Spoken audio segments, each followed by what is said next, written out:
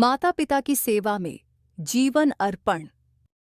प्राचीन भारत में श्रवण कुमार की कथा एक प्रेरणादायक उदाहरण है जो बताती है कि माता पिता की सेवा सर्वोच्च धर्म है। यह कथा न केवल हमें अपने कर्तव्यों का बोध कराती है, बल्कि यह भी दर्शाती है कि सच्ची सेवा और समर्पण से भगवान स्वयं प्रसन्न होते हैं और कृपा बरसाते हैं। श्रवण कुमार का जीवन त्याग, भक्ति और सेवा का प्रतीक था, और उनकी कहानी आज भी हमें सही मार्ग पर चलने के लिए प्रेरित करती है। श्रवण कुमार का जन्म एक निर्धन लेकिन धार्मिक परिवार में हुआ था। उनके माता पिता अंधे थे, किंतु वे अत्यंत धार्मिक और सत्यनिष्ठ थे। उन्होंने अपने पुत्र को धर्म, भक्ति और सेवा का पाठ पढ़ाया, और श्रवण कुमार ने भी अपने माता पिता की हर आज्ञा को सिरोधार्य किया। वे माता पिता की सेवा को ही अपने जीवन का परम उद्देश्य मानते थे। बचपन से ही उन्होंने उनके हर कार्य में सहायता की, उनके भोजन पानी का ध्यान रखा, उन्हें स्नान कराते और तीर्थ यात्राओं की कथाएं सुनाकर उनके जीवन में आनंद लाने का प्रयास करते। जैसे जैसे समय बीता, श्रवण कुमार का माता पिता के प्रति प्रेम और सेवा भाव और गहरा होता गया। उनके माता पिता ने जीवन के अंतिम समय में तीर्थ यात्रा की इच्छा प्रकट की। वे चाहते थे कि वे अपने जीवन के अंतिम दिनों में भगवान के पावन धामों के दर्शन करें। श्रवण कुमार के लिए यह उनके जीवन की सबसे महत्वपूर्ण जिम्मेदारी थी। उन्होंने तुरंत निर्णय लिया कि वे अपने माता पिता को चारों धाम की यात्रा कराएंगे। किंतु समस्या यह थी कि वे अत्यंत निर्धन थे और उनके पास कोई साधन नहीं था जिससे वे यात्रा कर सकें। श्रवण कुमार ने अपनी सेवा और भक्ति से इस समस्या का हल निकाला। उन्होंने एक मजबूत कांवड़ तैयार की, जिसके दोनों ओर बड़े बड़े टोकरों में अपने माता पिता को बैठाया और स्वयं कंधों पर उठाकर यात्रा पर निकल पड़े। वे दिन रात अपने माता पिता को तीर्थ स्थलों की यात्रा कराते, उन्हें पवित्र नदियों में स्नान कराते और मंदिरों के दर्शन कराते। उनकी सेवा और भक्ति की चर्चा दूर दूर तक फैल गई।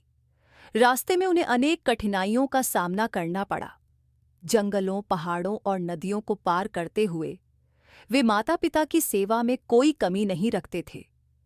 कई बार वर्षा, धूप और भूख प्यास के कारण यात्रा कठिन हो जाती, लेकिन श्रवण कुमार कभी रुके नहीं।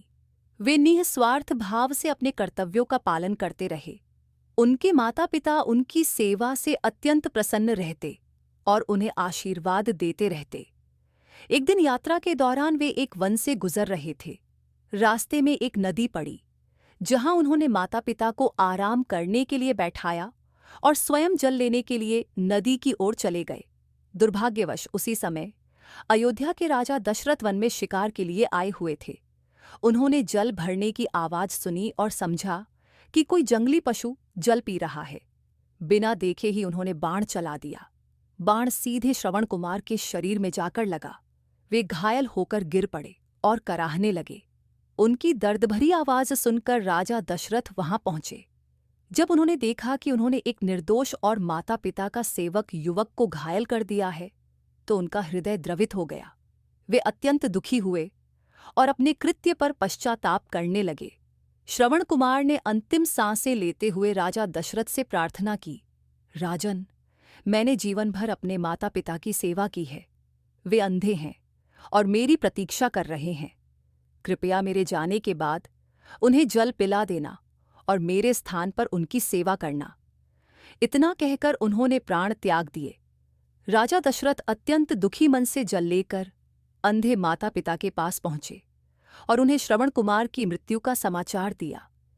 यह सुनकर माता पिता का हृदय विदीर्ण हो गया। वे अत्यंत दुखी हुए और भगवान से प्रार्थना करने लगे कि वे अब इस संसार में नहीं रहना चाहते।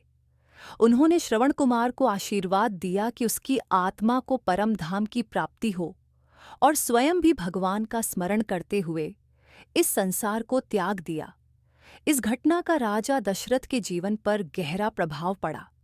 वे श्रवण कुमार के माता पिता के श्राप से व्यथित हो गए, और बाद में जब राम के वनवास का समय आया, तब उन्होंने इसी श्राप के प्रभाव से अपने प्राण त्याग दिए।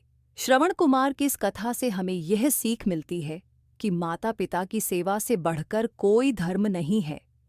जो व्यक्ति अपने माता पिता की सच्चे मन से सेवा करता है उसे भगवान की कृपा अवश्य प्राप्त होती है।